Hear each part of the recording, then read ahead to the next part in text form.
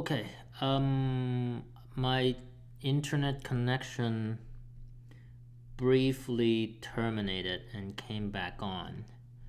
But I don't have a good way to tell when it did that. Oh, I think it was when I was spelling out. Ooh, okay. I think we lost quite a bit of what I did. So, but let me just show you. So, I was okay. So let me do this. So as I was saying, we have three separate use cases where we need a traversal, where we need a recursive traversal of the directory structure. And these were the three use cases. I want to make a generic traverse function that any of these three cases can make use of, so that the smarts of how to traverse a directory doesn't have to be written over and over again, because that smart is somewhat clever and hard to get right, and that would allow the code for all three of these cases to be more straightforward. So I had gone ahead and started to do that, and then the internet connection dropped off. So I'm gonna I'll just show you what I've done so far and explain it, and then we'll keep going. So this is the traverse function, the new traverse function that I made so far.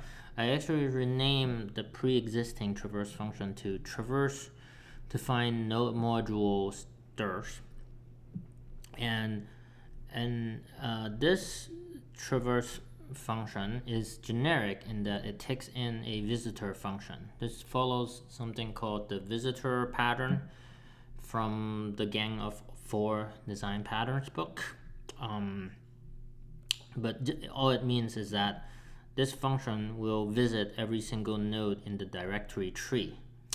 Okay, so and the example of using it is, you say you're going to traverse someone's or your home directory, and then you pass in a visitor function, and then the traverse function will guarantee that this visitor function will visit every single node within your file structure. So including every directory and every file will call this function and give you the path of that node as well as the stat object of that node. And I've written out that function. Its structure is actually mostly very similar to the structure of the calculate disk use function, where you first do a stat to figure out if that guy is a directory or a file, and then do the thing accordingly.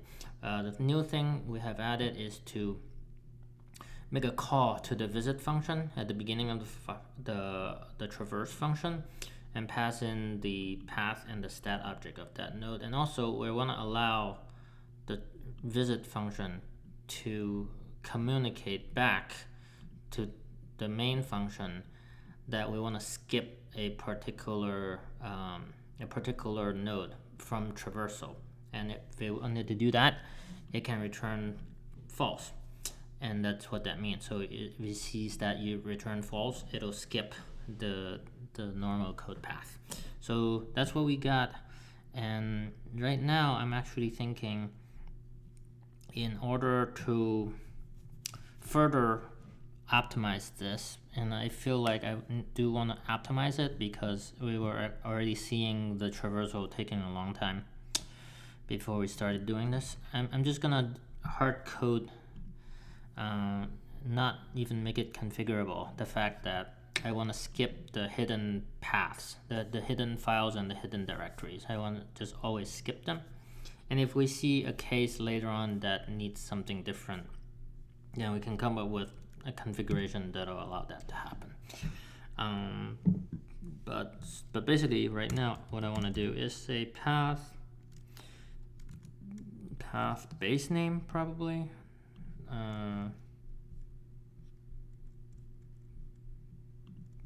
Look at the path. documentation for the path library. I think there's a thing called base name. Yeah, just base name is the last portion of a path, so like that piece. Because given a path, I just want to go back to the name of the file, and that's what base name does for you.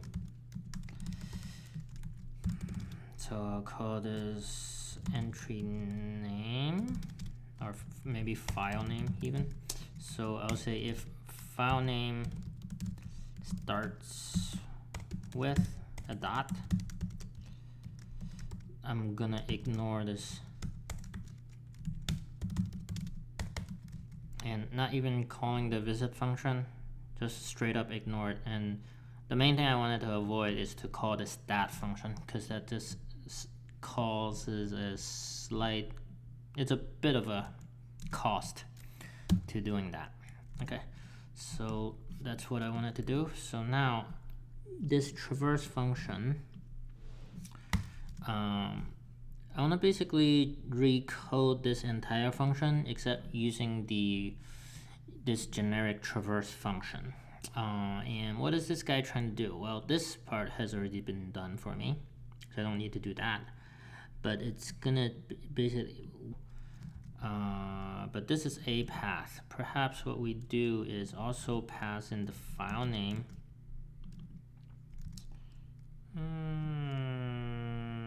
Base name. Let's call this base name. Okay. All right. So you also get the base name. You get the base name, the path, and the stat object. All three. Okay. For your convenience. So I'll say if the base name is node modules, then I want to do that. This is a path now. Else,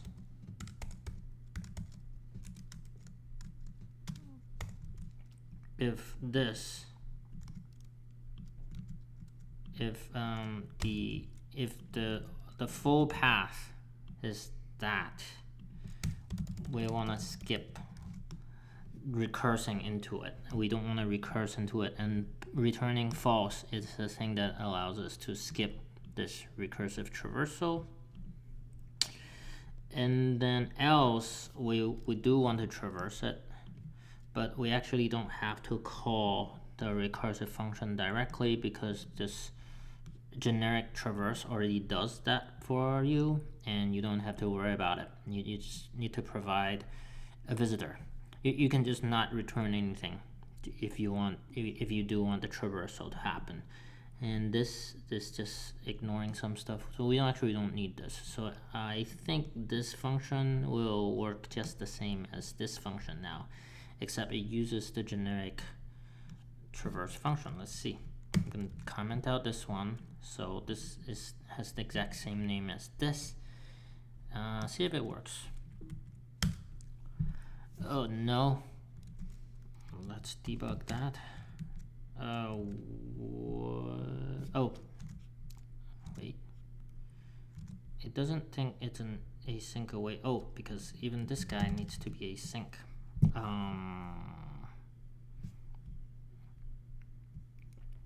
We're saying the visitor function is also async. Is that what we're saying? Yeah. Okay. Then let's await it as well. Okay, all right, we have a problem. I think I am awaiting here. I'm awaiting here. I'm awaiting here, here. I forgot to do it here. Okay. Yeah, so that's what, whenever you see that error,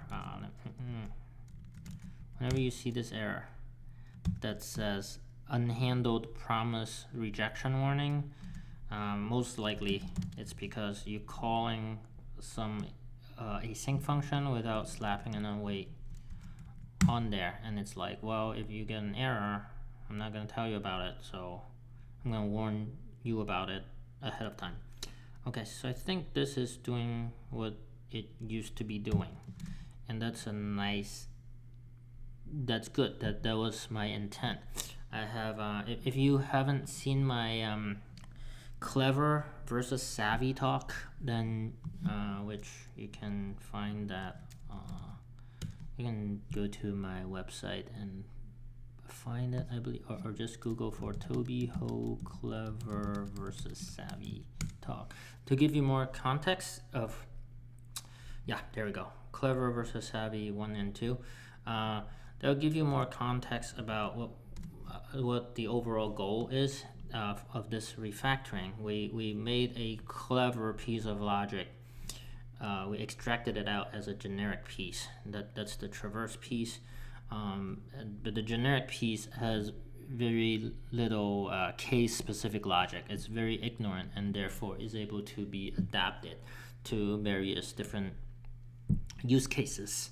And this is the specific use case that makes use of that generic function. But the specific bit that it adds onto it doesn't have to be very complicated. And that's what we're going for here. So this big complicated function can go away, and that's a good thing. Now another thing we can do is this calculate disk use function can also be rewritten using this generic traverse function. I'm actually going to move this generic traverse function to the bottom. There we go.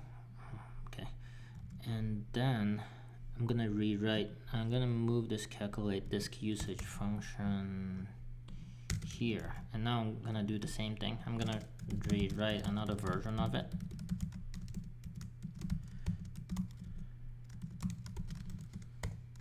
That is going to use this generic traverse function instead of doing the recursive traversal by itself as it does here. Okay, so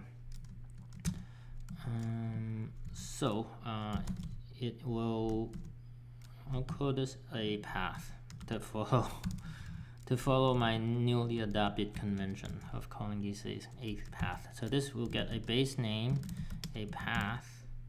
I'll call it entry path or just a path.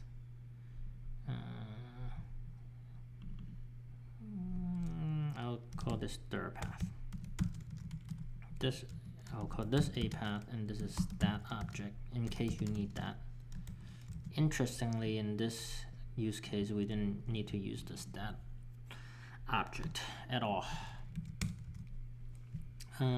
Okay, so how do you calculate disk usage? We actually needed to just whenever we find a file, we want to grab its size and add it to the total. That's really what it is. But we can actually simply make a total here. If stat is file, then add it to the total. Really, that's it. Yeah, that's it. I think that replaces this function. Let's see if that still works. We should have numbers like this. Let me see. The number for Small.js, which is a website I made long ago, is 39 kilobytes. Tobyho.com is 180 megabytes. So I'll rerun this. Okay, I have a mistake somewhere. Line 26.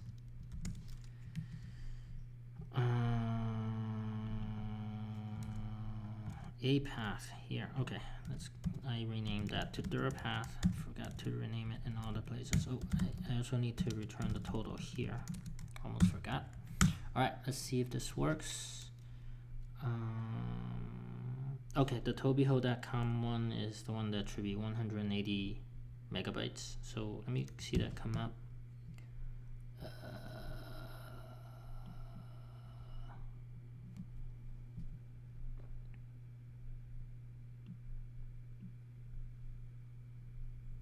It's actually 175 megabytes this time.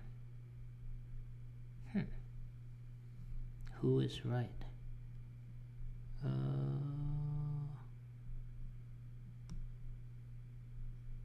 Oh, this is a different one, isn't it? No. Oh, wait.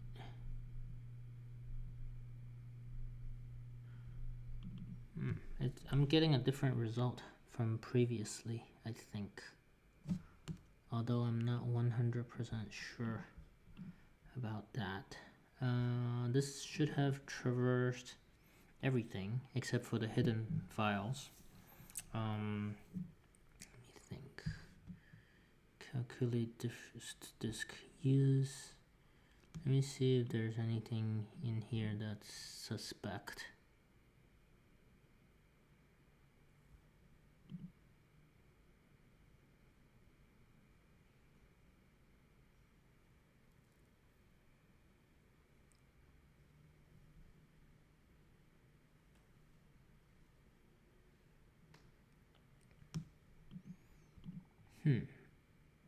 I'm not sure what accounts for the difference, actually.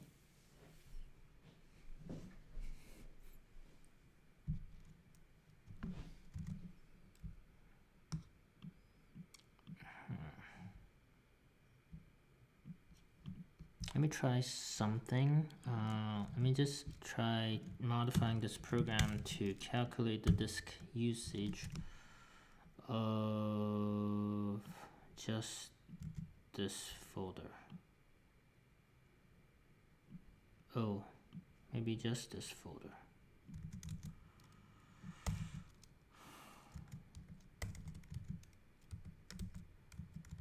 This is an article I wrote recently and I need to await it.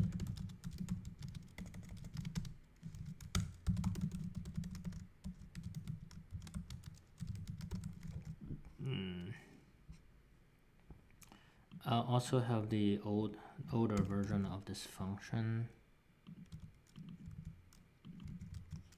Okay, make sure the recursive call is it's calling yourself. And then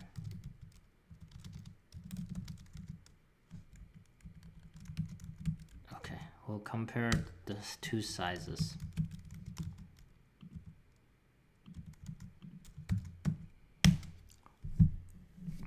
Are they different in some way?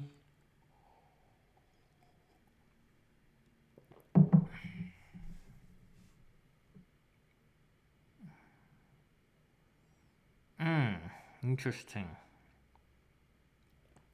They're different, but they're not different by too much. They're different by, well, they're different by 5 megabytes. Okay, I guess that depends on your definition of too much, I suppose. Why would that be?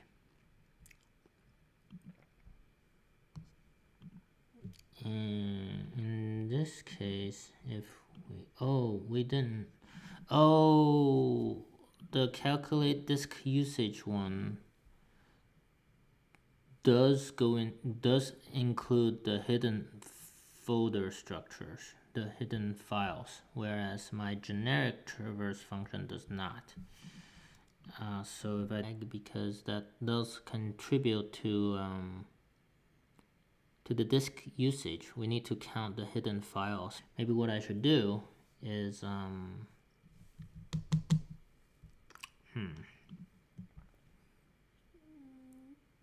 I can add a configuration flag that says include hidden to decide whether to do this, because if I defer to the visit function to return false to skip that, I would already have had to pass to it the stat object, and I kind of want to save this stat call to have a way to avoid doing this stat call if we're gonna skip the thing altogether, you know? Or maybe we don't care. I'm gonna try to not care. yeah, I'm gonna actually try to not care. And if we did do that, that means in order to replicate that functionality, I have to filter out the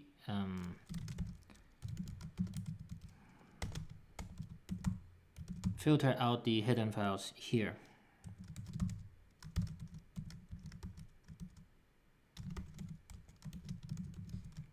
And this will be less performant, but maybe it's still fast enough that we don't need to worry about it. Return false to skip the hidden files here, but we don't want to skip the hidden files for the calculation of the disk usage. So let's go back to, I'll just delete this code here. Go back to the main function and run. And I think this should do what it used to do. Okay, I'm gonna go through and verify. That didn't feel any slower than before. And also we're back to 180 megabytes. Okay, I like this. Okay, and if performance is a problem at some point, then maybe I will try to optimize. So this means I can also delete this calculate disk use function. And now we have two very small functions now that do case 1 and case 2, right? Case 1, find the node modules directories. Case 2 is traverse the contents of node modules directory to calculate the disk usage. We have we have these functions for case number 1 and case number 2. Now we want to do a case number 3, which is we want to traverse through the things inside a project folder, which the node modules folder belongs to, and to figure out what is the latest modified date of any of its files. We can use this exact same traverse function, this generic traverse function, which has got all this complicated and clever logic here to do the recursive traversal. We don't have to worry about that anymore. We can call this traverse, make a visitor function, and then it'll do what we need it to do. So let's go for that. So I think this is parent directory path at this point. Let's call this the project path. And let's make a separate function called get project last modified date given the project path. That's the goal here. So I'm gonna say get the project last modified equals, I'm gonna wait that guy. So now I have a last modified date for the project, and that is the one we're gonna see whether that's more than 2 months ago. Okay, yeah, and then I guess now this will tell us whether we should delete it or not. We're saying if it's older than 2 months, we're going to delete the node modules folder. Okay, so this get project last modified date function, how are we going to do that? I think probably similar to this structure here. Maybe we have a last modified, which initially is undefined, and then we'll call this traverse function. Traverse the project path, and we'll get a base name, a path, and stat, and then we'll say if the base name, we want to skip the node modules folder. So if the base name is node modules, then we want to return false. Or if it's a hidden folder, like .git or something. So if base name starts with dot, then also want to return false. Don't care. Else, otherwise, if it's a file, then we care about its last modified date, and I believe that's m time. Whoops. Is that m time? M time. M time milliseconds, or just m time? If you do just m time, that's a date object. So stat dot m time. And we'll say this one's m time, else if it does exist, if stat.m time is greater than last modified. If it's this one is even later than the currently last modified, lastest modified file, then we'll also update the last modified to the modified stem of this particular file.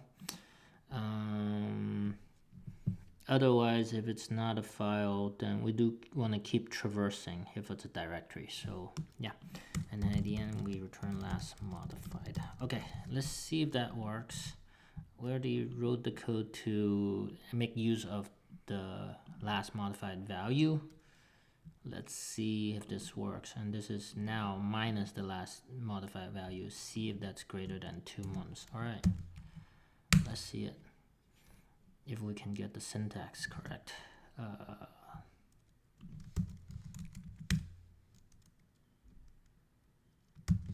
Let me see. Should delete for smalljs.org. Should delete true. That makes sense because I haven't touched that in a really long time. I'll just let it run. Should delete for tobyho.com, false. That makes sense because I had recently updated that my website. That's the project for my website. Yeah, should delete for smalljs.org is true. Why are there multiple entries? Oh, it drills into nested node modules folders. I actually don't want it to do that. So I think that means in this traversal, I actually want to return false. Yes, that's actually important. Oh, much less in output this time. That's beautiful.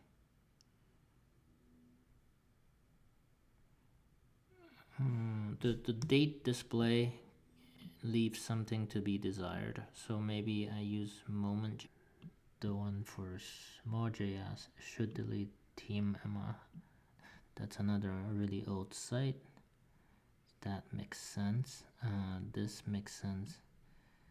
This is should delete. Yeah, I haven't touched this in a couple months, but tobyho.com I have touched it recently. Yes, should delete, should delete, should delete, should delete. Okay, most of these are should delete. A lot of tutorials or something that I have written in the past have no modules folders that we should delete, and it's still calculating. The program is still going. Okay. most of these it says should delete. Maybe what I do is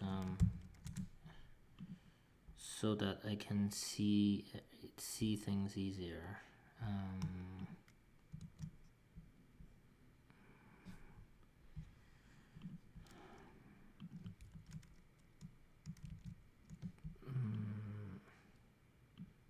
I'm not gonna print the timestamp anymore because that is kind of hard to read. I'm gonna use I'm gonna use the colors module to add some colors to the output and say if should delete. I'll make it look red probably. Colors.red the message. Else colors.green. And this is how you use colors. Colors/save. This is the safe way to use colors. Let's try it now.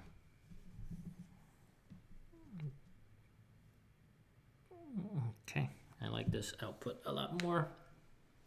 And then if I don't disagree with it, then I can go in and look. But I mean, this is my personal stuff. So for each one, I kind of know whether I have touched that project recently or not. And I guess the code that I'm working on right now is in the playground. I believe it should also eventually make it up into the very project that I'm working on, the code that I'm using to clean up the files, that project itself, and that one should be recent because I'm working on it right now. So hopefully we'll see this clean up Node modules project somewhere down the line, and that should show up as green. Otherwise, I did something wrong.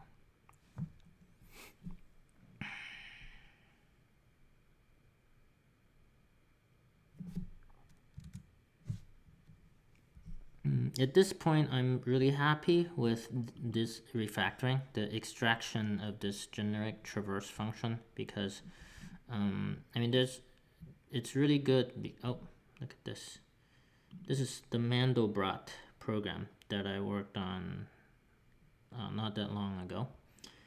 I also did something to the early module. Actually, don't remember doing that. There's a moo lexer. Oh, I did do something with this one, I think.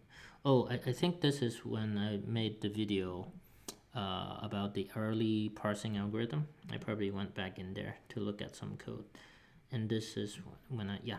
So these are things I have done in the past, sometime in the past 2 months. But based on what this program is doing, is basically saying delete everything else other than that, and it's still going. Okay. Yeah, I really like the structure of the extraction of this function, because this is a very generic function which can be employed to a large variety of different tasks. Even though there's a performance wise having to make this stat call for everything that it encounters first before you calling the visit function. I mean, that's a small performance hit there, but if we really wanted to have a generic function that can skip that call, we may have to pass in 2 separate functions rather than simply one visitor function. And I think the simplicity of this way of using it gives us a reason to take that performance hit. Let's call it that. Okay, and we got some functions that are very short now, short looking. We used to have these long looking, like more than 20 line functions, which this is maybe 15 lines, but yeah. And now we have just smaller chunks of functions now. Each one about 15 lines long. This is maybe 20 lines. No, it's still less than. It's like 18 lines or something like that.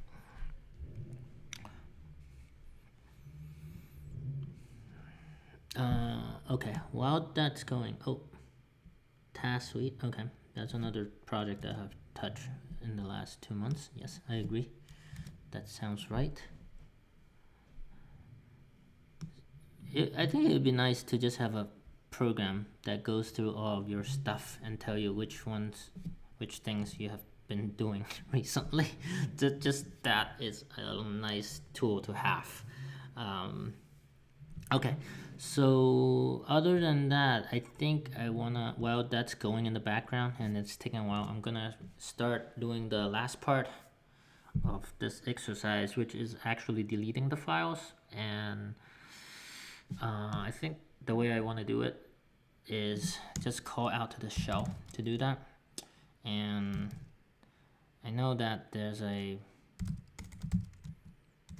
child process module. I hope it also has a promises version.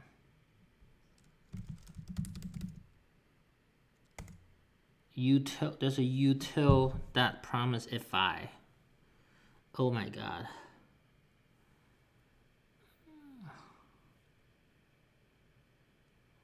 Okay. Fine. We'll do this. I want the promise if I version of the exact function from child process, and this doc is telling me to do that, and I'm happy with that. So once I have that, I can exec any command I want on the system, and unfortunately I have to deviate from other operating system now. I'm just gonna use a Unix command to remove the files.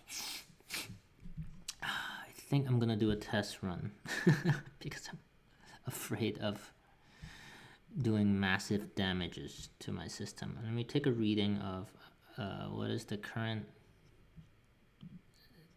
disk free. Current disk amount of disk space available is 107.81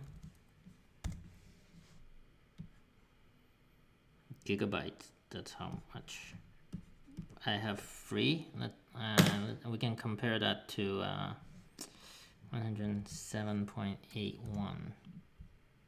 So before, I'll just write it somewhere. Before 178.81 free, right? I think so. Okay. And I'm gonna do this exec. So basically, if should delete, we're gonna actually delete that. Let me make the command first. And the command would be rm-fr the node module, not the project path. Don't remove the project path. So this would be the entry path. Let me call this the node modules dir path to be very, very explicit about that. Yeah.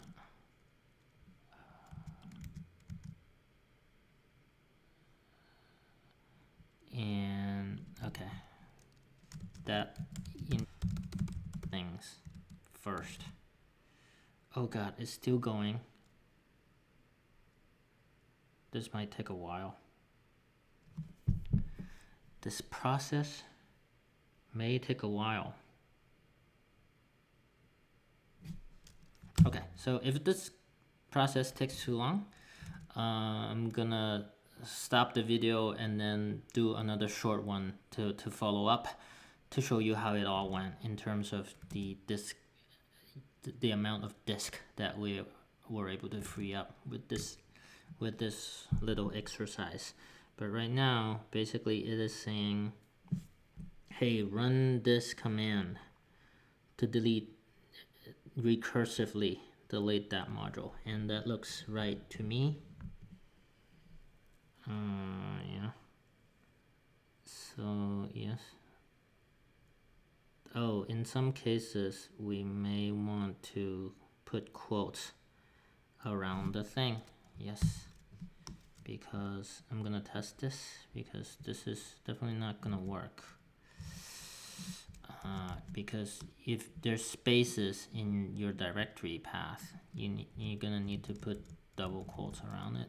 So I'm gonna do this test, and I think that should have worked. If I did an ls on that directory, it should say that doesn't exist anymore. Okay, so what we want to do is put double quotes around this thing. That's why you do a dry run first.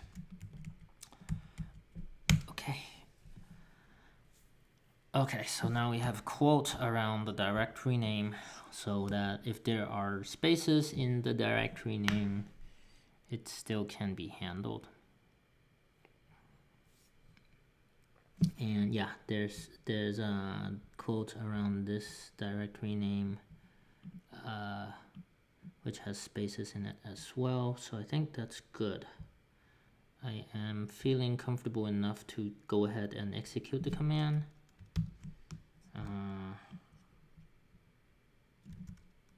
And then, yeah, and I'll leave that running, and then after it's done, I'll do another follow-up video to tell you how that went. Okay. Oops.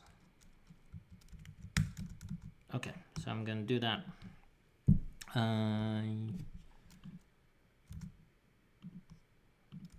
Alright, crossing my fingers, and I'm gonna do it.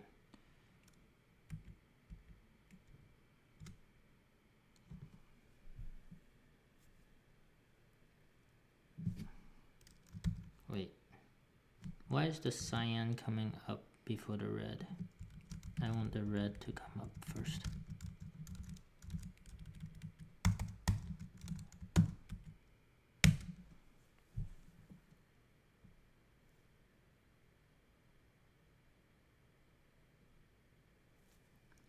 Okay, alright, I'm gonna stop the stream here, and then we'll come back later to check on this process. See you soon.